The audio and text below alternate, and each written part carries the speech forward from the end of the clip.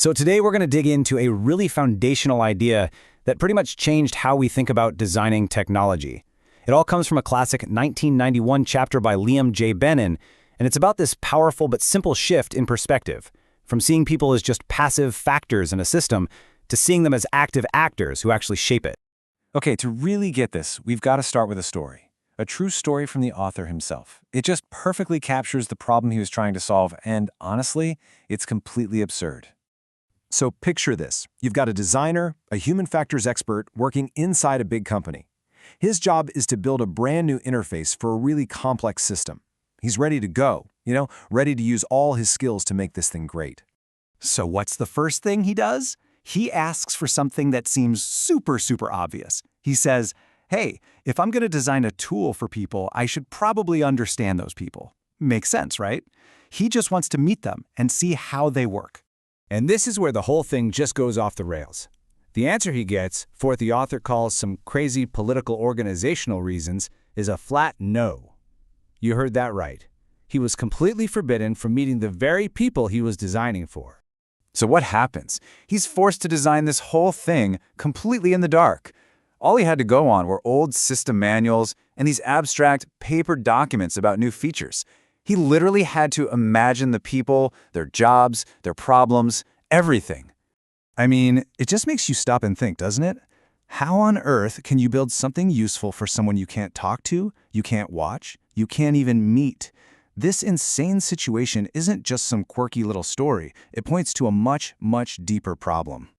You might think that story is just a one-off, right? A weird anecdote. But it's actually a symptom of a much deeper issue. And it's rooted in the very words we use. See, the words we choose aren't just labels. They actively build the world we see and shape how we think about technology. This quote from G.H. Mead back in 1934 just nails it. When we call people human factors or users, we're not just describing them, we're actually creating a certain kind of reality, a specific kind of relationship between the designer and the person using the tech. Now let's take that term human factors, or ergonomics as it's also called.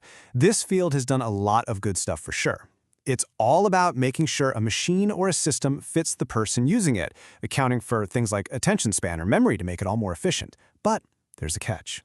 See, the problem is, when you look at it this way, it's really easy to start seeing people as, well, just another part of the machine, another cog. It breaks them down into a set of limitations that you have to factor in. And it can totally miss the big picture, their motivations, their values, their community. And then you've got the word user. Bannon points out that it kind of makes it sound like the person is, well, naive, right? Like they don't know anything. But here's the brilliant flip. Maybe they're new to your specific software, but they are absolute experts in their own work. In reality, it's often the designers who are work naive. Okay, so if human factors and users are the wrong words, if they're part of the problem, what's the solution? Well, Bannon proposes this simple but totally profound shift in how we see things, and it's all captured by changing just one key phrase. And this slide just lays it all out side by side. It's so clear. On one hand, you have the old human factors view. The person is passive, a fragmented component, just a set of limitations. But then you shift to the human actors view, and suddenly that same person is active. They're in control. They're a whole autonomous agent with their own skills and values acting in the real world. And look, this isn't just some abstract theory. Listen to this quote from a real office worker the author talked to. People aren't just drones following instructions. We are actively trying to make sense of things. We need to understand why a tool works the way it does. Because when you can reason it out, that's when you can truly master it. Okay, great theory. But what does a designer actually do differently? How does this factors to actors idea change things on the ground? Well, it leads to a completely new playbook for how we create technology. First up, you've got shift number one. It's about where the work happens.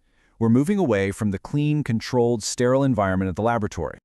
And moving right into the real world. The new playbook says we have to study people in the messy, complex, authentic context of their actual workplace. All right, shift number two. This one's about who we're looking at. The old way was all about studying a single, isolated user staring at a computer screen. But we all know that's not how work really gets done, right? It's a team sport. So the focus has to expand to include groups to understand how people actually coordinate, communicate, and work together. And this last one, shift number 3, this might be the most important one of all. For years, the goal was to be user-centered, where designers might study people from a distance, like scientists.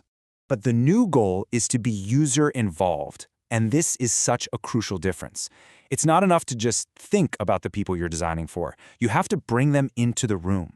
They have to be active partners, collaborators in the entire design process.